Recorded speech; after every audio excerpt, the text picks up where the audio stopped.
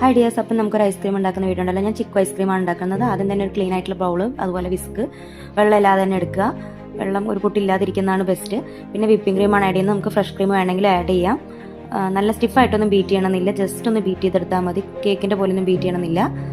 പിന്നെ വേണ്ടത് ഫ്രൂട്ടാണ്. ഞാൻ ചിക്കുവാണ് ഇവിടെ എടുത്തിട്ടുള്ളത്. അതൊന്നും ഇങ്ങനെ സ്മാഷ് ചെയ്തെടുക്കുകയാണ് ചെയ്തിട്ടുള്ളത്. ഗ്രൈൻഡ് ചെയ്യണമെങ്കിൽ ഒന്ന് മിക്സിയിലൊന്ന് ഗ്രൈൻഡ് ചെയ്തെടുത്താലും മതി. എനിക്ക് ചെറുതായിട്ട് ചിക്കു കിട്ടുന്നത്, കടിക്കാൻ കിട്ടുന്ന ഇഷ്ടമായതുകൊണ്ട് ഇങ്ങനെ സ്മാഷ് ചെയ്തിട്ടാണ് ചേർത്തിട്ടുള്ളത്.